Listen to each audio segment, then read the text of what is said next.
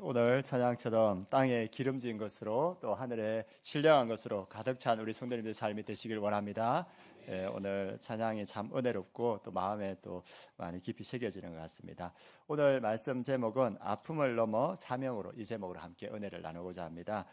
지난주에 하나님께서 가장 기뻐하는 것, 한 영혼이 하나님께로 돌아온 것을 하나님께서 가장 기뻐하신다 말씀하셨고, 그 일에 오늘 사도행전에 보면 바울과 바나바를 부르셨고, 또 그 일에 이 초대교회를 부르셨고, 안디옥 교회를 부르셨고, 또 우리 아름다운 교회를 부르신 줄 믿습니다. 그래서 제가 뒤돌아보니까 우리 멘토 목사님과 우리 성도님들이 40년 동안 이 아름다운 교회를 통하여서 사도행전의 역사를 이루어 오신 것 같습니다. 우리 그림 한번, 아름다운 교회의 여정 한번 보여주시겠습니까? 우리 아름다운 교회가 너희가 오직 성령이 충만하면 너희가 권능을 받고 예루살렘과 우리가 이 지역을 전도하지 않습니까? 그래서 지금 이제 9월 달이 되면 이 지역에서 주일 전도팀 또 화요 전도팀이 전도할 거고, 그리고 우리가 이 온 유대와 사마리아 우리 지역에 전도할 때 우리가 지교회를 세워가지고 그 지교회를 통하여서 전도하고 있습니다. 우리는 하남과 미사에서 전도하고 있고, 우리 지교회들은 그 지교회가 있는 곳에서 우리가 전도하고 있습니다. 그래서 우리 교회에서 지교회 한 6교회 지교회를 재정적으로 돕고 또 기도로 중보하고 있습니다. 그리고 우리가 땅끝까지 복음을 전하라 이랬을 때 우리 교회가 명혈동에서부터 지금 많은 선교사님을 파송하고 후원하고 있습니다. 대표적으로 우리 조한영 선교사님 필리핀에서 이렇게 학교 사역을 너무나 잘하고 계시고, 그리고 박철수 선교사님이 인도네시아에서 벌써 3번째 개척교회를 이렇게 세워서 사역을 하고 있습니다. 그래서 땅끝까지 복음을 전하는 사역을 하고 있고, 우리가 약 15개국의 20여 명의 선교사들을 지금 후원하고 있습니다. 그리고 우리 멘토링 세미나 이렇게 돌아보니까 멘토 목사님과 우리 아름다운 교회 성도님들이 약 12개국 이렇게 멘토링 세미나 하면서 선교사님들을 위로하고 세우는 그 사역들을 해왔습니다. 그래서 우리가 뒤돌아보면 아름다운 교회가 이 멘토 목사님과 우리 성도님들이 사도행전의 그 사역을 이루어왔고, 또 앞으로도 우리 아름다운 교회가 사도행전의 사역을 이루어갈 건데, 이 미사에서 우리 아름다운 교회가 앞으로 어떻게 하면 더욱더 사도행전적인 사역을 잘 이루어갈 수 있을까, 그것을 오늘 말씀을 통해서 함께 살펴보고자 합니다. 오늘은 특별히 14장 말씀을 살펴볼 것이고, 이 14장의 그 배경이 되는 그 지도를 먼저 한번 보도록 하겠습니다. 지도를 한번 보여주시겠습니까? 사도 바울의 1차 선교 여행지입니다. 그래서 지금 비시디아 안디옥까지 지난주에 갔었고, 오늘은 이고니온에서 복음을 전하고, 루스드라에서 복음을 전하고, 더베에서 복음을 전하고, 그리고 다시 루스드라와 이고니온과 비시디아 안디옥을 거쳐서 이제 수리아 안디옥, 처음에 파송받았던 곳까지 가는 것이 14장의 마지막입니다. 이것을 통하여서 우리 아름다운 교회가 어떻게 하면 이 사도행전적 역사를 계속적으로 이루어갈 것인가 살펴볼 텐데, 첫 번째 우리가 살펴본 것은 하나님은 우리의 믿음을 사용하여 사도행전의 역사를 써가신다는 겁니다. 이 바울과 바나바의 믿음, 그러니까 복음을 전하는 자들의 믿음을 통하여서 사도행전의 역사를 이루어갑니다. 우리 사도행전 14장 3절 이고니온에 있었던 그 사역들을 함께 살펴보도록 하겠습니다. 14장 3절 말씀 함께 읽겠습니다.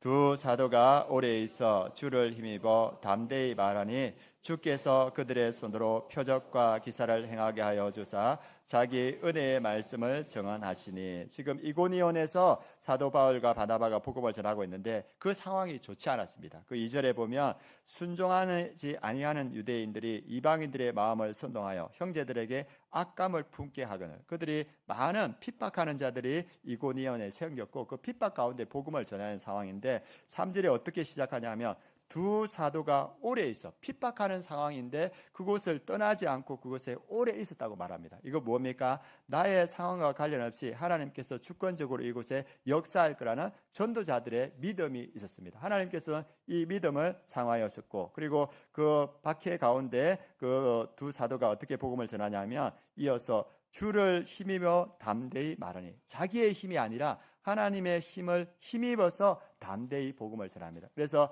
핍박과 박피의 상황이지만 주를 힘입어 복음을 담대히 전할 때 이곳에 하나님이 역사하신다는 그런 믿음이 있었습니다. 그리고 그들이 전할 때 이어서 그들의 손으로 표적과 기사를 행하게 하여 주사. 그리고 자기들이 행한 것이 아니고 하나님께서 필요하니까 표적과 기사를 행하게 했습니다. 이 두 사도의 믿음이 뭐냐면 필요하면 하나님께서 우리를 통하여서 표적과 기사를 이루어 줄 것이다. 이 믿음이 있었습니다. 그래서 이 믿음으로 그 표적과 기사를 행하게 해주사 자기 은혜의 말씀을 증언하시니, 결국은 이 모든 상황 믿음을 통하여서 뭐가 증거되냐 하면 하나님의 말씀이 증언된다. 자기의 능력이 아니라 하나님의 말씀의 능력, 복음의 능력이 나타날 것이다. 이런 믿음이 이 두 사도에게 있습니다. 그래서 하나님은 어떠한 믿음을 사용하냐면 전하는 자들의 믿음을 사용하는 줄 믿습니다. 전하는 자들의 믿음을 통하여서 하나님의 능력이 나타나고 그것에 표적과 기사가 나타나고 말씀의 능력이 나타난다. 이 믿음으로 복음을 전하고 전도하고 선교할 때 역사들이 나타났습니다. 어떻게 역사들이 나타났냐? 4절 말씀 같이 한번 읽어보겠습니다.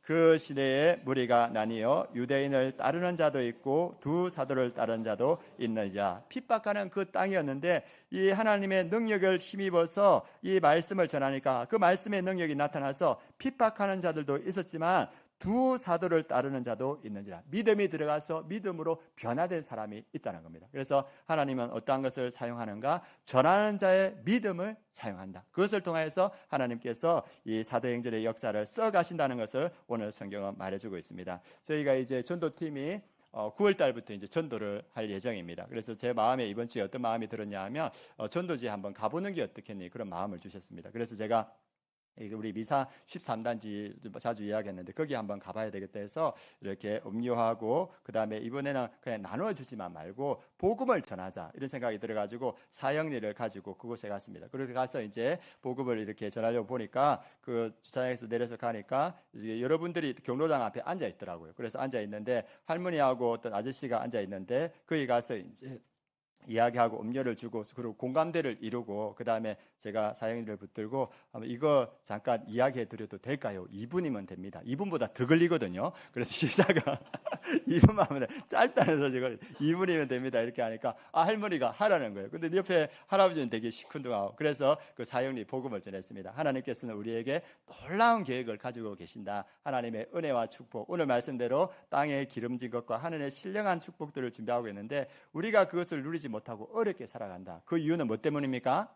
죄 때문이죠. 그래서 이 죄 때문에 우리가 그런 축복된 삶을 살지 못한다. 이 죄 문제를 해결해야 된다. 이 죄 문제를 해결할 수 있는 방법은 예수 그리스도밖에 없다. 이 예수님께서 우리의 죄 문제를 해결해 주시기 위해서 십자가에 우리의 죄값으로 다 치러 주셨다. 이 예수님을 믿으면 우리의 죄가 용서받고 하나님의 그 은혜 가운데, 하나님의 그 사랑 가운데 거할 수 있다. 우리 할머니 예수님 믿겠습니까 하니까 눈빛이 믿겠다는 눈빛인 거예요. 그래가지고 얼굴이 믿겠다고 하시는 거예요. 그래서 제가 영접기도 하시겠냐고 하니까 영접기도 하시겠다는 거예요. 옆에 할아버지는 계속 방해하시더라고요. 합니다.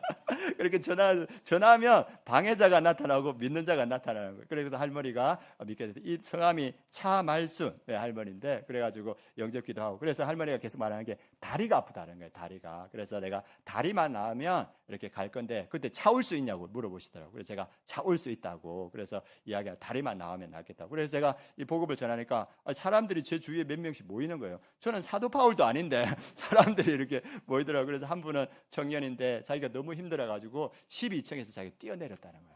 네, 그래서 자기가 이제 아픈 데도 있고 그렇다고 그래서 기도해 달라고 해서 기도해주고 또 한 분은 조울증이 있는 것 같은데 자기가 조울증이 있다고 그래서 교회 다니냐고 보니까 동부 순복음 교회를 다닌다 하더라고. 그래서 그 교회 잘 다니시라고 그래서 주일날 가시라고 이렇게 하고 다른 곳에 가서 이제 복음을 들고 할아버지가 있길래 그래 복음을 듣겠냐고 또 몇 분 걸린다고 했겠습니까? 2분 걸린다고.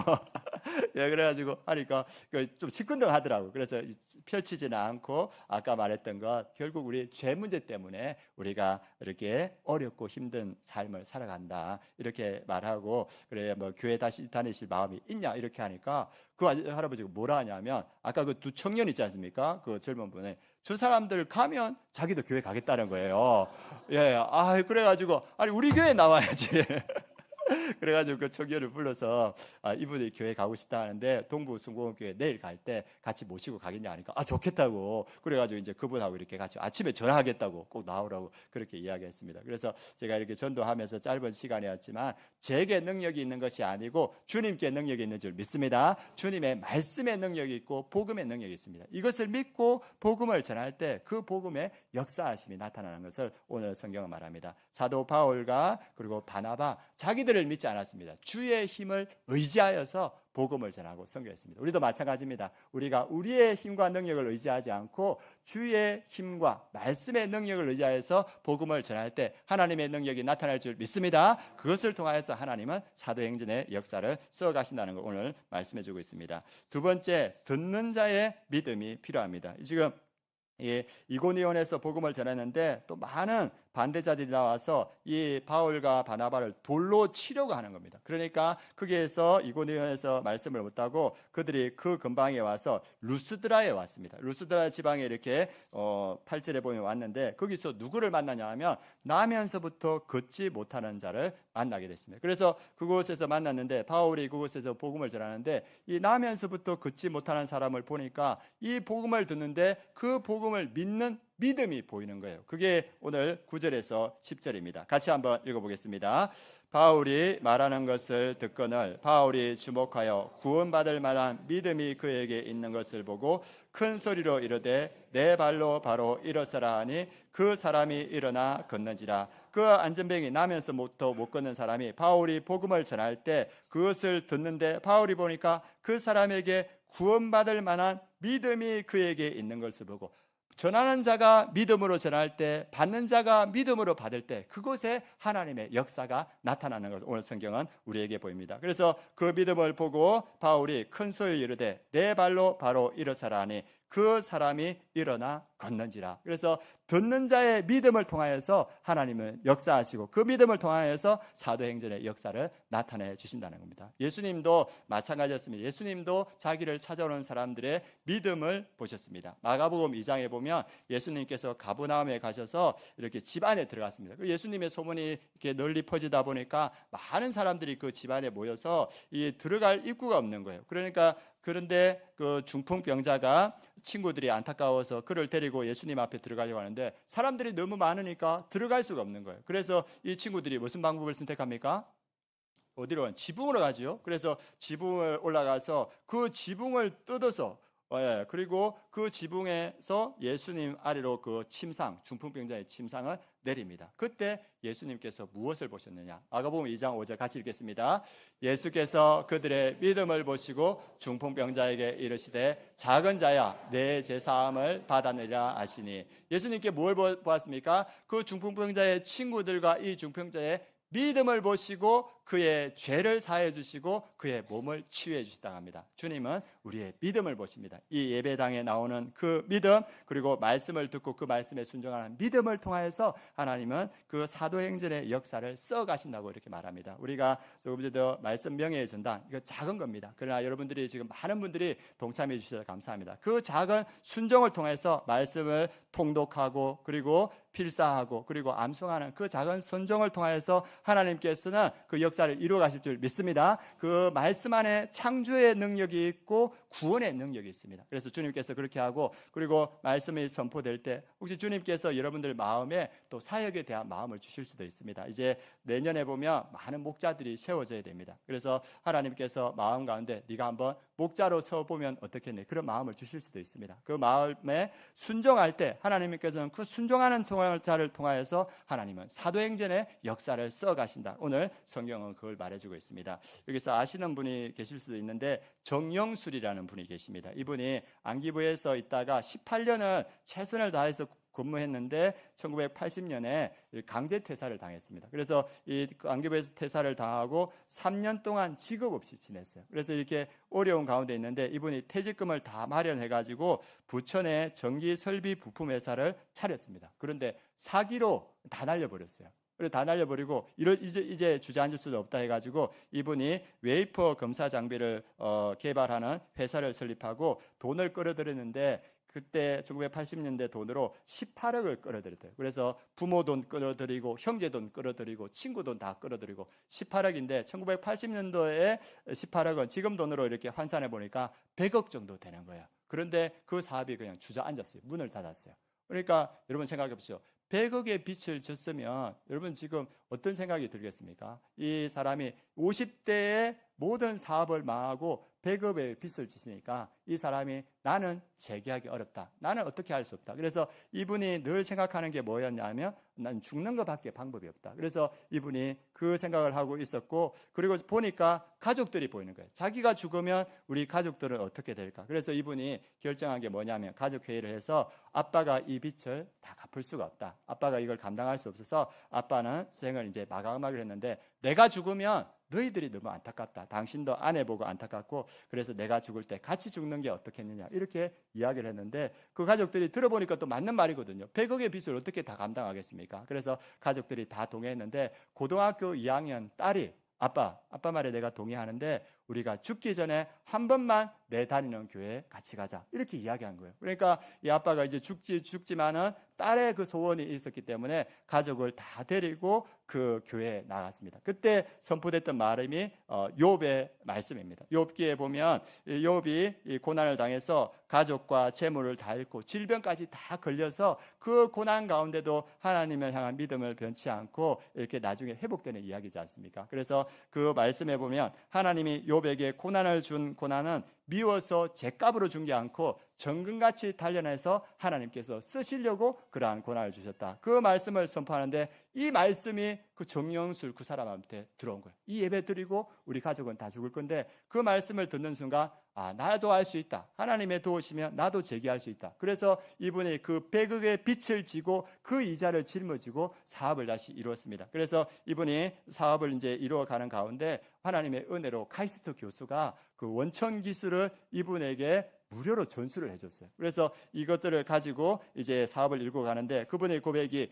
기독교 신앙은 고통과 절망 속에서 언제나 새로운 희망을 일궈내는 힘이다. 이런 고백이 생기는 거예요. 그래서 그분이 벤처 반도체 장비 제조업체인 미래산업을 이렇게 창업을 했습니다. 그리고 이게 반도체 수출이 우리나라의 호황이 되니까 그 호황을 타고 이 기업이 이렇게 성장하게 되었고 그리고 이 기업이 한국인 최초로 미국 나스닥에 상장이 됐습니다. 그래서 회사가 안정적으로 쭉 성장하고 나서 이분이 이제 좋은 회사 만들어 달라 하고 이분이 은퇴를 했습니다. 은퇴할 때 이분이 300억이라는 돈이 있었는데 그 돈을 카이스트 자기에게 무료로 기술 제작 그 학교에 기부를 했습니다. 그리고 이제 2013년도에 그리고 또 자기의 삶을 마무리하면서 가지고 있던 215억의 돈을 카이스트에 기부했습니다. 한번 보여주시겠습니까? 예, 이분이 쓴 책 왜 벌써 절망합니까? 50대에 자기는 모든 것을 다 잃었지만은 하나님 안에서 내가 다시 회복되었다. 그 내용을 책으로 쓴 게 왜 벌써 절망합니다이고 그리고 그분은 이제 생을 마무리할 때 자기가 가지고 있는 515억 돈을 다 학교에 기부하고 유산은 자녀에게 독이다 이렇게 알렸습니다. 그래서 이분의 어떤 이야기들이 책으로 되고 또 간증으로도 많이 나왔습니다. 이 가정, 그 딸의 믿음, 우리가 지금 죽게 되었지만 교회 가서 예배 한번 드리면 하나님께서 우리 가정을 회복시키실 수 있다. 그 믿음으로 이 가정이 살아났습니다. 그리고 이 아빠 절망해서 이 100억의 빚은 나는 감당할 수 없다. 그리고 이제 절망할 때 그 말씀 붙들고 욥을 하나님께서 일으켜 주셨듯이 나도 일으켜 주실 수 있다. 이 믿음으로 다시 사업을 재개해서 이렇게 은혜 가운데 다시 일어서는 역사가 있었습니다. 하나님은 무엇에 역사하십니까? 우리의 믿음에 역사하는 줄 믿습니다. 하나님께서 우리의 그 작은 순종하는 믿음을 통하여서 하나님은 사도행전의 역사를 써갑니다. 아마 오늘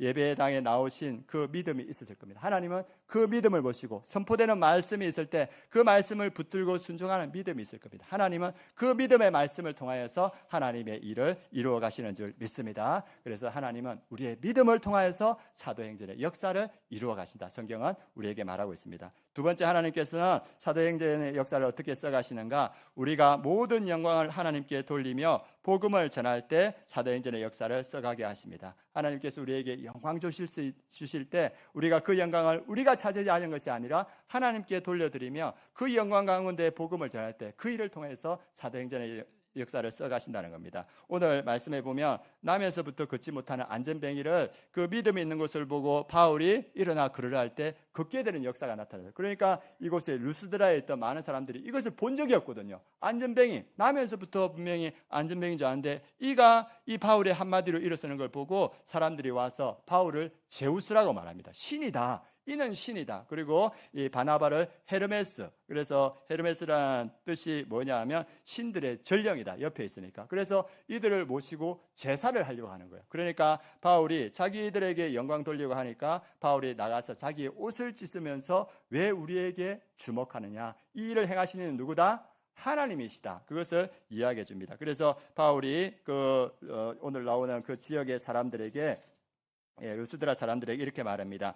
우리는 여러분과 같은 사람이다. 여러분에게 복음을 전하는 것은 이런 헛된 일을 버리고 천지와 바다와 그 가운데 만물을 지으시고 살아계신 하나님께로 돌아오게 함이라. 그래서 그 영광스러운 순간에 그 영광을 하나님께 돌리고 그들에게 뭘 전합니까? 복음을 전합니다. 그럴 때 그 복음을 통해서 많은 사람들이 주님께로 돌아오는 역사가 나타나는 것을 보여주고 있습니다. 그래서 우리가 오늘 말씀을 통해서 우리의 가장 큰 영광을 하나님께 돌리는 것이 필요하다. 우리가 잘 아는 그 요한계시록에 보면 우리가 천국에 갔을 때 어떠한 모습이 펼쳐질까를 잘 보여줍니다. 이 사도 요한은 환상 가운데 천국에 갔는데 하나님의 보좌가 이 천국 가운데 있고 그 보좌 주위로 24보좌가 있고 그 위에 24명의 그 장로들이 있는데 그 장로들이 흰 옷을 입고 머리에 금관을 쓴 거예요. 그리고 그곳에서 하나님을 예배하는 모습을 보여줍니다. 거기 보면 24장로는 구약의 12지파, 신약의 12사도. 그래서 이 구약과 신약의 그 대표성을 가지는데 구원받은 모든 백성을 상징하는 것이 24장로입니다. 그래서 그 구원받은 모든 백성들이 흰 옷을 입고 하나님께서 주신 그 승리의 면류관을 쓰고 하나님을 예배하는데 어떻게 예배하는가? 요한계시록 4장 10절에서 11절 말씀, 그들의 예배하는 모습을 함께 보도록 하겠습니다. 같이 봉독하도록 하겠습니다. 요한계시록 4장 10절 11절 같이 봉독하겠습니다. 24장로들이 보좌에 앉으신 이 앞에 엎드려 세세토록 살아계시는 이에게 경배하고 자기의 관을 보좌 앞에 드리며 이르되 우리 주 하나님이여 영광과 존귀와 권능을 받으시는 것이 합당하오니 주께서 만물을 지으신지라. 만물이 주의 뜻대로 있었고 또 지으심을 받았나이다 하더라. 24장로들이 보좌에 앉으신 하나님 앞에 엎드려서 세세토록 살아계시는 이에게 경배하고 예배하고 자기의 관, 하나님께서 자기들에게 관을 면류관을 씌워주는데 그것을 다시 하나님께 올려드린다는 겁니다. 이 영광은 우리의 것이 아니고 하나님의 것입니다. 그래서 하나님이여 영광과 존귀와 권능을 받으는 것이 합당하다. 그래서 모든 영광이 하나님의 것이라는 겁니다. 우리의 인생의 가장 아름다운 순간이 언제냐? 우리의 영광을 하나님께 돌려드리는 그 순간인 줄 믿습니다. 우리가 천국에서 우리에게 주신 그 모든 은혜가 하나님의 것임을 고백하고 하나님을 찬양하는 것이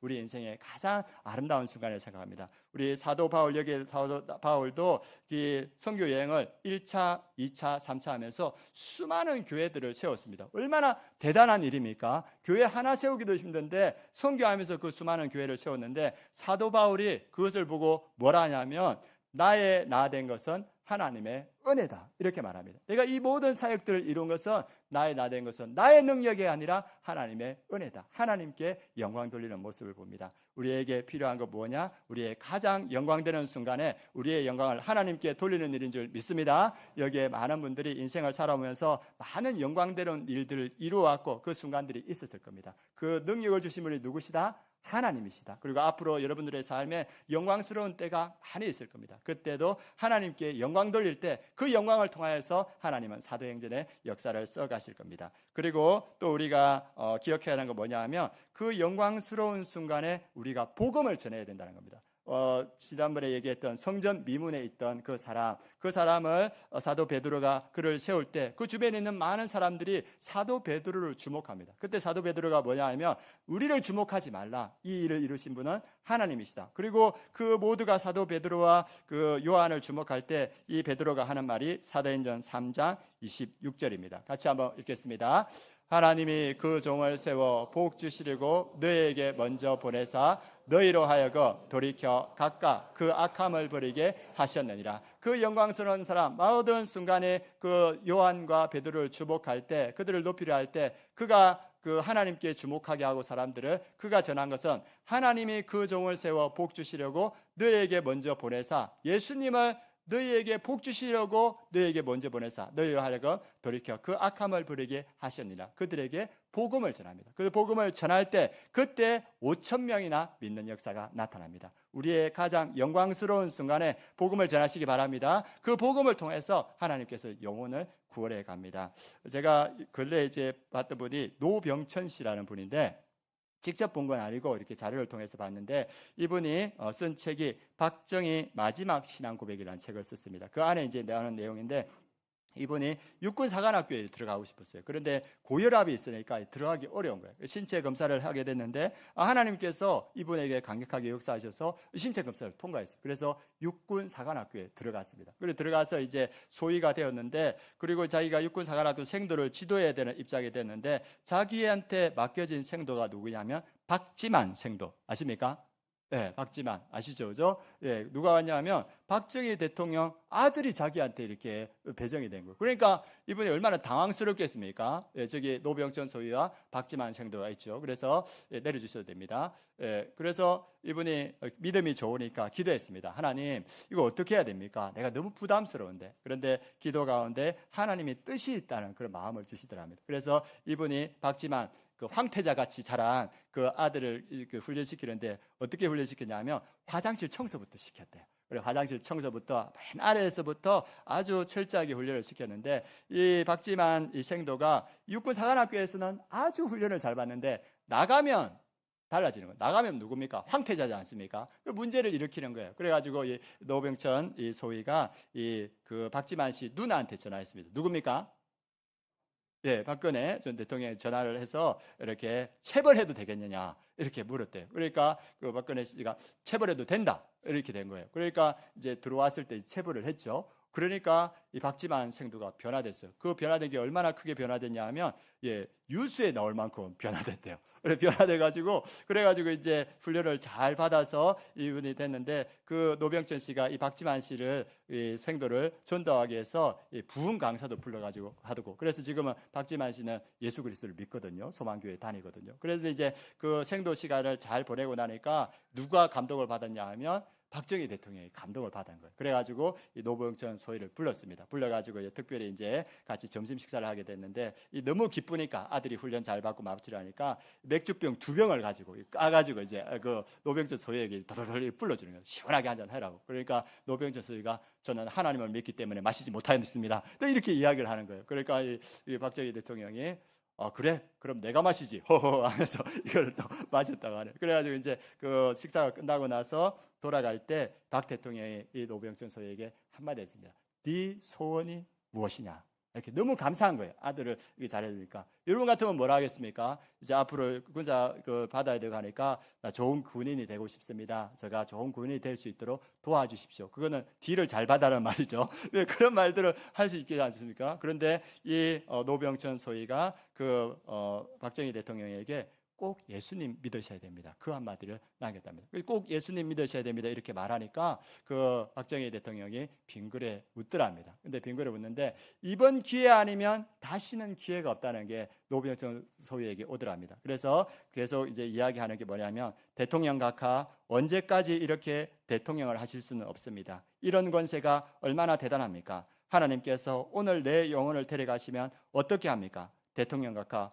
이대로 지옥 가시겠습니까? 이렇게 이야기를 했다는 겁니다. 그러니까 그 이야기를 하고 나서 박정희 대통령을 보는데 그 영혼에 대한 안타까움이 노병천 소위에게 오더라. 그래서 자기도 모르게 눈물이 쭉 이렇게 흘러내리랍니다. 그래서 눈물을 흘려내니까 노병천 소위가 눈물을 흘리니까 이 박정희 대통령도 이렇게 눈물을 흘리면서 뭐라 했냐면, 예, 이렇게 말했다고 합니다. 예, 그래 교회 나가마. 대통령 마치면 내가 교회 가겠다. 이렇게 이야기하고 헤어졌다고 합니다. 만약 그때 박정희 대통령께서 예수님을 믿었다면 끝이 그렇게 안타깝게 끝나지는 않았을 겁니다. 그러나 이 노병천 소위 자기의 가장 영광스러운 순간에, 그 가장 그 귀한 순간에 무엇을 했습니까? 복음을 전했습니다. 우리도 마찬가지입니다. 우리의 가장 영광스러운 순간, 그 영광을 하나님께 돌리시기 바랍니다. 그리고 그 가장 영광스러운 순간에 복음을 전하시길 원합니다. 그걸 통해서 하나님께서는 사도행전의 역사를 써가신다. 오늘 성경은 우리에게 이것을 말해주고 있습니다. 세 번째, 우리가 사도행전의 역사를 써가기 위해서 기억해야 하는 건 뭐냐면, 하나님은 우리가 아픔을 넘어 사명으로 나아갈 때 사도행전의 역사를 써가게 하신다는 겁니다. 우리에게 아픔이 있을 수 있습니다. 그러나 그 아픔을 넘어서 사명을 붙을 때 그 자를 통해서, 그 교회를 통해서 하나님께서는 하나님의 일들을 이루어 가십니다. 지금 이 안디옥 교회는 예루살렘의 박해로 인하여서 도망쳐 나온 사람들이 세운 교회입니다. 그래서 이 안디옥 교회는 예루살렘 교회 성도들의 고난과 눈물로 세워진 거예요. 안타까움과 아픔이 있는 교회예요. 그리고 이들이 그 먼 이국 땅에 와서 이 예루살렘에서 온 성도들이, 유대인 기독교인들이 안디옥에 오니까 문화가 전혀 다른 거예요. 그래서 이들은 이방 문화를 섬기고 있고, 그리고 그들과 문화적 차이도 있고, 그리고 유대인 머릿속에는 이방인과 상종하면 안 된다는 그러한 어떤 가치관들이 있고, 이것들이 막 상충되는 거예요. 그런 갈등도 있었고, 또 이 안디옥에는 황제 숭배 사상이 있어서 그 로마의 그 큰 도시들에는 황제가 우리의 주인이다, 그것을 외치는 그런 사상들이 있었습니다. 그런데 이 유대인 기독교인은 아니다, 예수 그리스도가 우리의 주인이다, 이것을 외치는 믿음이 있지 않습니까? 그런데 이게 상충되니까 이 안디옥에서 차별받고 그리고 혜택을 받지 못하는 그러한 어려움이 있었습니다. 그래서 이들은 마음의 상처들도 있고 문화적 차이와 차별들이 있었지만, 그 많은 어려움들이 있었지만 그럼에도 불구하고 이들이 붙드는 것은 사명인 줄 믿습니다. 그들이 그곳에 가서 이방인과 헬라인에게 복음을 전하고, 그리고 바울과 바나바를 세워서 그들이 세계 선교를 감당할 때 하나님께서 사명을 감당하는 교회로 세워졌다는 것을 성경은 우리에게 말하고 있습니다. 동일하게 오늘 복음을 전하고 있는 바울에게 어떠한 일이 있었는가, 이 루스드라에서 복음을 전할 때 어떤 일이 있었는지를 한번 보도록 하겠습니다. 우리 19절에서 20절 말씀 같이 한번 읽어보도록 하겠습니다. 19절 20절 같이 읽겠습니다.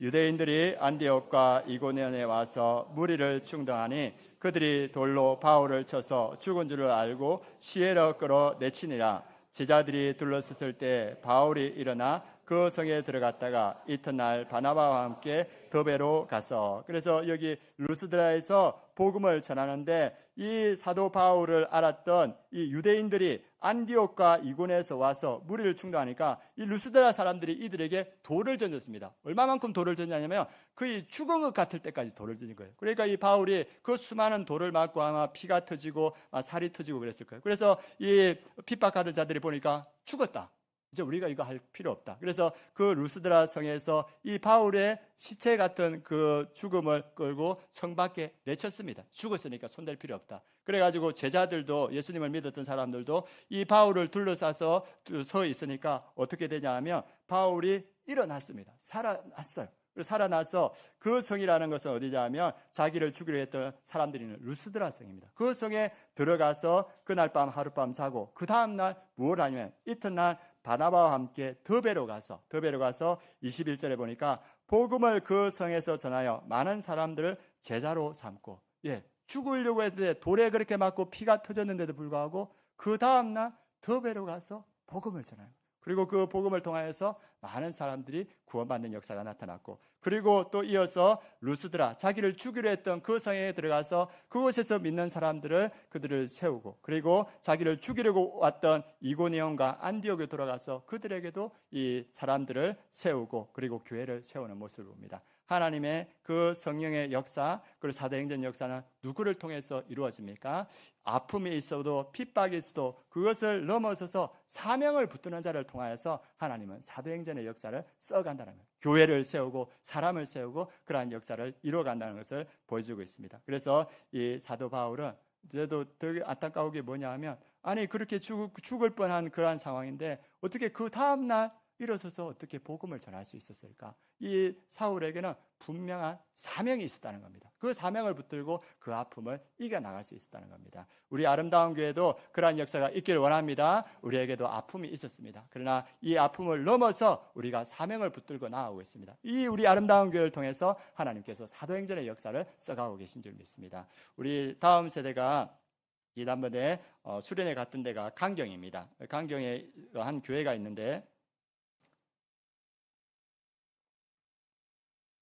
그 교회가 어디 교회냐면 강경에 병촌 성결교회라는 교회가 있습니다. 저기 넣어져서 강경에 가시면 꼭 한번 가보셔도 좋을 것 같습니다.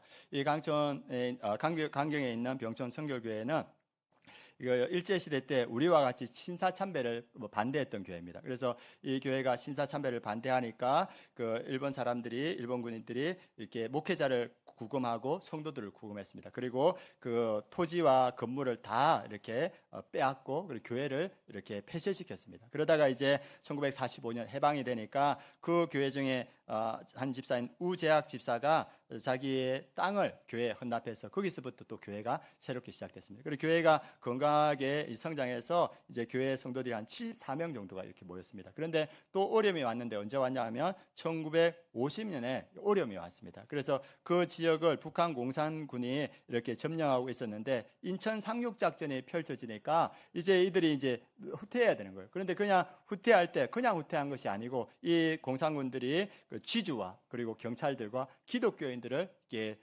죽였습니다. 그래서 그때 이제 올라가면서 이 병촌 침례 교회 성도들을 다 끌어보았어요. 그래 끌어보았는데 그때 몇 명이 모였냐 하면 66명이 모였어요. 그 66명이 다 모여 있는데 이 공산군들이 그 자리에서 66명을 다 죽였습니다. 그래서 거기에는 아이도 있고 어른도 있는데 남자가 27명 그리고 여자가 39명 그래서 66명이 그 공산군에 의해서 다 죽었습니다. 그 공산군 앞잡이들 중에서는 그 동네 사람들도 있었어요. 그래 무자비하게 죽였고 그래서 이제 그 교회는 몇 명이 남았냐면 어른 5명 그리고 아이들 3명만 이렇게 남았습니다. 그 교회에서 생존했던 한 사람이 있었는데 김주옥 지사라는 분이 그 상황 가운데서 잡혀가가지고 논산에 있는 감금소에 잡혔어요. 그래서 이도 죽을 것인데 유엔군이 그 감금되어 있는 걸 폭격을 하니까 그 기회를 타서 도망쳐 나왔습니다. 그리고 집에 와 보니까 자기 어머니도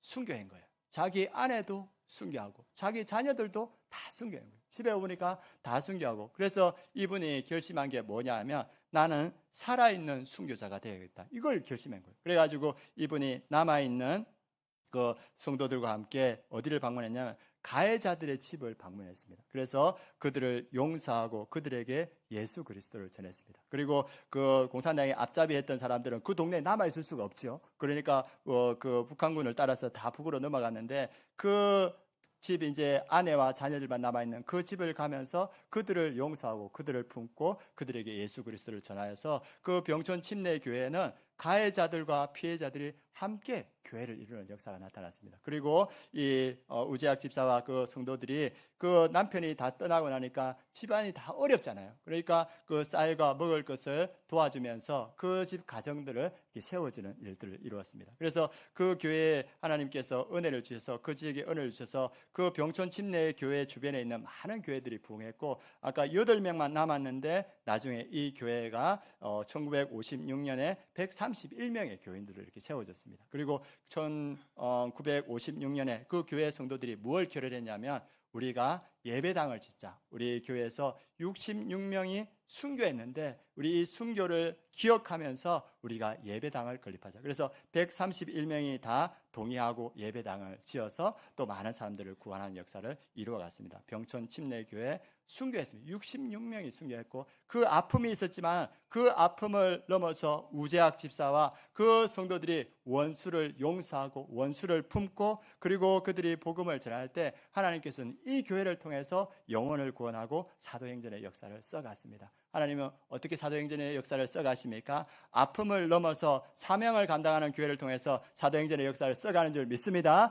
우리 교회가 지금처럼 아픔이 있었지만 그 아픔을 넘어서 사명을 붙들고 영혼을 세우고 복음을 전하고 선교할 때 하나님께서 우리 아름다운 교회를 사도행전의 그 역사를 이루어가는 교회 안디옥 교회 같은 교회로 세워질 줄 믿습니다. 그래서 혹시 우리 성도님들 중에서 개인적인 아픔과 슬픔이 있는 분들도 있을 겁니다. 그러나 우리 성도님들이 사명을 붙들고 다시 일어나서 나아가면 하나님께서 그 성도님을 통하여서 사도행전의 역사를 써가실 줄 믿습니다. 그래서 우리가 이 믿음을 담아서 우리가 이 시간 함께 찬양하길 원합니다. 주님 다시 오실 때까지 나는 이 길을 가리라. 좁은 문 좁은 길 나의 십자가 지고 우리 같이 마음을 담아서 찬양하시겠습니다.